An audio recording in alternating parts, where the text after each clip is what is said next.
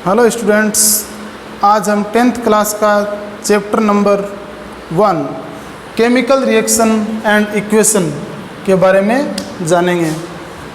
तो सबसे पहले केमिकल रिएक्शन एंड इक्वेशंस क्या हैं। डेली लाइफ में अपन देखते हैं, जैसे कोई लोहे की वस्तु बाहरी वातावरण में छोड़ देते हैं तो ह्यूमिडिटी की वजह से वो कोरोइड हो जाती है, संक्षारित हो जाती है। ऐसे ही भोजन का पचना, भोजन का पकाया जाना या अन्य जो चीज़ें वातावरण में अपन देखते हैं, जैसे कि अंगूर का पकना या फिर हम जैसे शोषण करते हैं, आदि चीज़ें जो हैं एक प्रकार से केमिकल रिएक्शन से ही संबंधित हैं। पिछली क्लास में क्लास 9 में अपन ने पढ़ा था कि केमिकल चेंजेज और फिजिकल चेंजेज क्या हैं। तो फिजिकल वो चेंजेस जो वापस रिवर्स हो जाते हैं और केमिकल वो चेंजेस जो रिवर्स नहीं होते। तो डेली लाइफ में होने वाली ऐसी कई चीज़ें हैं जो वापस रिवर्स नहीं होती, जैसे भोजन का पकाया जाना या फिर भोजन का पचना, श्वसन, लोहे के जंग लगना, ये सब चीज़ें वापस रिवर्स नहीं होती, इसलिए इनमें केमिकल चेंजेस होते हैं। तो ये केमिकल चेंजेस जहाँ पे होते हैं वहाँ केमिकल रिएक्शंस भी होती हैं, और जहाँ केमिकल रिएक्शंस होती हैं वहाँ पर अपन को 3-4 चीज़ें दिखाई देती हैं। अगर ये है तो इसका मतलब केमिकल रिएक्शन हो रही है। जैसे कि चेंज इन स्टेट, किसी मैटर की स्टेट में चेंजेस आना, सॉलिड का लिक्विड, लिक्विड का गैस, गैस का सॉलिड आदि बनना, यानी change in state, it means chemical reaction. Second है चेंज इन कलर, अगर कलर में चेंजेस आ जाता है, मैटर या फिर जो सब्सटेंस है उसके कलर चेंजेस हो जाते हैं, मटेरियल का कलर चेंज जहाँ हो रहा है वहाँ भी केमिकल रिएक्शन हो रही है। इवोल्यूशन ऑफ गैस, जहाँ पे गैस का इवोल्यूशन हो रहा है वहाँ पर भी केमिकल रिएक्शन हो रही है। इसी प्रकार से चेंज इन टेम्परेचर, जहाँ पर टेम्परेचर में चेंजेस हो रहा है वहाँ पर भी केमिकल रिएक्शन होती है, यानी टेम्परेचर डिक्रीज हो रहा है या इंक्रीज हो रहा है वहाँ पर केमिकल रिएक्शन होती है। तो ये सब चीज़ें जहाँ पे हैं इसका इट मीन्स केमिकल रिएक्शन हो रही है। अब केमिकल रिएक्शंस के कुछ एग्जाम्पल जैसे अपन देखते हैं, मैग्नीशियम रिबन के बारे में आप जानते हो। मैग्नीशियम रिबन के बारे में आपने क्लास 8 में भी पढ़ा है कि मैग्नीशियम रिबन को जब अपन जलाते हैं तो बहुत ही तेज़ और सफ़ेद ज्वाला के साथ जलता है और वायुमंडल में उपस्थित ऑक्सीजन के साथ रिएक्शन करके मैग्नीशियम ऑक्साइड बना लेता है। यह जो प्रैक्टिकल जो अपन करते हैं तो हमेशा टीचर की अटेंडेंस में ही करना चाहिए, क्योंकि इससे जो निकलने वाली ज्वाला होती है वो आँखों के लिए नुकसानदायक हो सकती है, बहुत तेज़ ज्वाला होती है, इसलिए सामने सीधा नहीं देखना चाहिए जलाते समय। तो मैग्नीशियम रिबन जब ऑक्सीजन के साथ रिएक्शन करता है, वायुमंडल में उपस्थित ऑक्सीजन के साथ रिएक्शन करके मैग्नीशियम ऑक्साइड की राख एस में बदल जाता है, यानी यहाँ पर एक प्रकार की केमिकल रिएक्शन है और इस एस से अपन वापस मैग्नीशियम रिबन का फॉर्मेशन नहीं कर सकते। ऐसे ही जब अपन सल्फ्यूरिक एसिड के घोल में दानेदार जिंक के ग्रेन्यूल्स डालते हैं तो वहाँ पर एक गैस का इवोल्यूशन होता है। वो निकलने वाली गैस जो है हाइड्रोजन गैस है, और इस प्रकार जो जिंक जो सल्फेट जिंक जो है वो जिंक सल्फेट में बदल जाता है। तो यहाँ पर भी इस जिंक सल्फेट से वापस अपन दानेदार जिंक या सल्फ्यूरिक एसिड प्राप्त नहीं कर सकते। इसका मतलब यहाँ पर भी अपन रिवर्स जो है नहीं जा सकते, इसलिए यहाँ पर भी केमिकल रिएक्शन हुई है। अब ये बात तो हो गई केमिकल रिएक्शन की।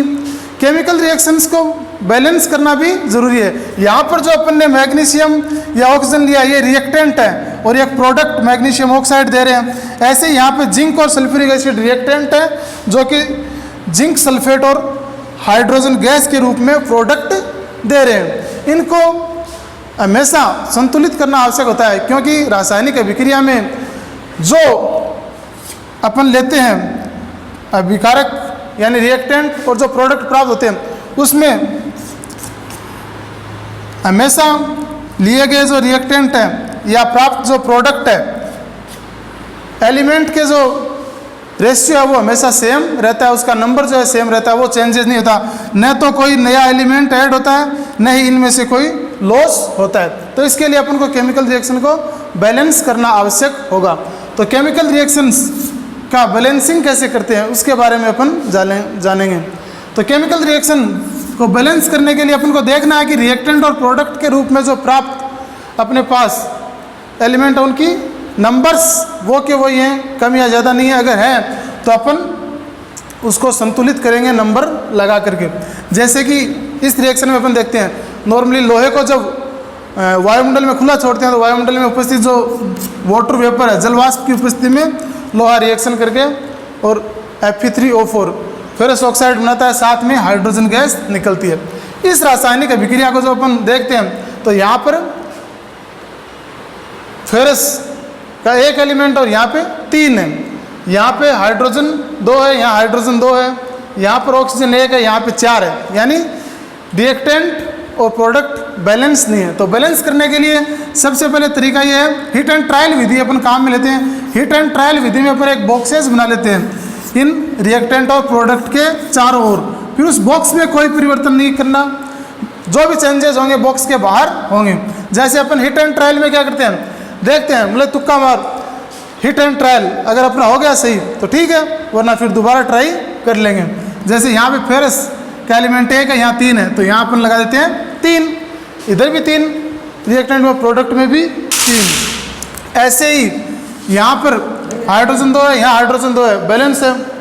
पढ़ा रहा हूँ मैं अभी, हाइड्रोजन 2 है यानी बैलेंस है। ऑक्सीजन यहाँ पे 1 और यहाँ 4 है, तो यहाँ पर अपन 4 लगा देते हैं। इधर ऑक्सीजन 4 होगी और इधर भी ऑक्सीजन 4 होगी, यानी ऑक्सीजन भी बैलेंस होगी।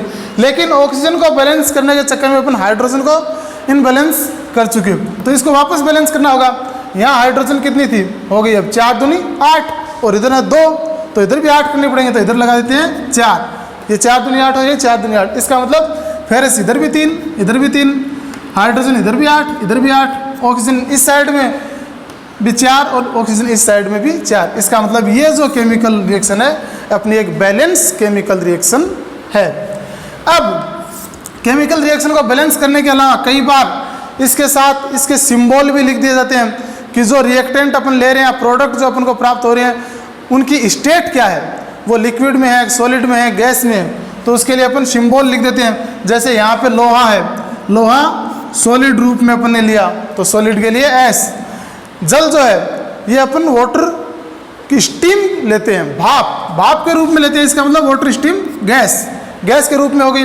ये जो फेरस ऑक्साइड बनेगा ये सॉलिड रूप में बनेगा, और ये हाइड्रोजन जो है गैस के रूप में निकल जाएगा।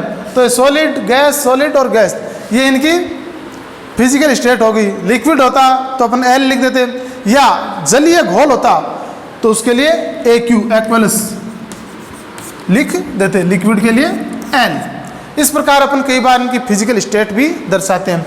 इसके अलावा कुछ रिएक्शंस जैसे कि कार्बन मोनोऑक्साइड की जब हाइड्रोजन के साथ रिएक्शन करवाते हैं तो ये 340 एटमॉस्फेयर पे कंप्लीट होती है, यानी 340 वायुमंडलीय जो दाब 340 एटमॉस्फेयर होगा तब ये रिएक्शन कंप्लीट होगी, और इससे मेथिल अल्कोहल CH3OH बनेगा। तो स्पेशल कंडीशन जैसे कंप्लीट होती है उनके लिए स्पेशल कंडीशन भी अपन एरो के निशान पे दर्शाते हैं। ऐसे अपने फोटोसिंथेसिस की रिएक्शन के बारे में जानते हैं। फोटोसिंथेसिस की रिएक्शन में होता क्या है कि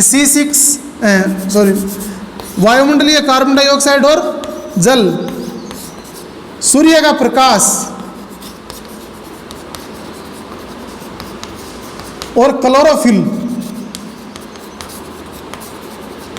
सूर्य का प्रकाश और क्लोरोफिल की उपस्थिति में कार्बन डाइऑक्साइड और जल मिलकर के फोटोसिंथेसिस की रिएक्शन करते हैं, और C6H12O6 ग्लूकोज प्लस क्या बनता है साथ में ऑक्सीजन प्लस वाटर का निर्माण होता है। यह रिएक्शन सूर्य के प्रकाश और क्लोरोफिल की उपस्थिति में ही होती है।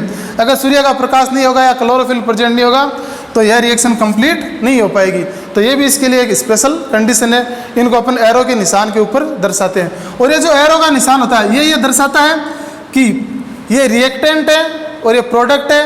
ये हमेशा ये दर्शाता है कि रिएक्शन इस साइड से इस साइड में हुई है। अब अपन इस आधार पर विभिन्न प्रकार की रिएक्शंस हैं उनके बारे में जानेंगे कि किस किस प्रकार की रिएक्शन हो सकती हैं। देखे जैसे कि यहाँ पे अपन ने देखे 2 अपने पास मैग्नीशियम में रिएक्टेंट थे, एक प्रोडक्ट बना, यानी दो या दो से अधिक रिएक्टेंट मिलकर एक सिंगल प्रोडक्ट देते हैं, तो ये कॉम्बिनेशन हो गया ना दो रिएक्टेंट का, तो कॉम्बिनेशन रिएक्शन। ऐसे ही कई जगह पे डीकम्पोजिशन रिएक्शन, जहाँ पे एक सिंगल जो रिएक्टेंट टूट करके दो या दो से ज़्यादा प्रोडक्ट देता है, तो वह डीकम्पोजिशन। ऐसे ही जहाँ मोर रिएक्टिव एलिमेंट होता है वो लेस रिएक्टिव एलिमेंट को डिस्प्लेस करता है, वहाँ डिस्प्लेसमेंट। जहाँ आयन एक्सचेंज होता है वहाँ पे डबल डिस्प्लेसमेंट। ऐसे ही जहाँ पे हाइड्रोजन का लॉस या हाइड्रोजन का गेन, ऑक्सीजन का गेन या ऑक्सीजन का लॉस होता है, वहाँ पे ऑक्सीडेशन और रिडक्शन रिएक्शन होती है। इससे कंबाइंडली, ये ऑक्सीडेशन और रिडक्शन हमेशा कंबाइंडली होती है, इसलिए इसको रिडॉक्स रिएक्शन भी कहते हैं। तो रिडॉक्स रिएक्शन, कोरोशन, डेंसिटी, इनके बारे में अपन कल जानेंगे।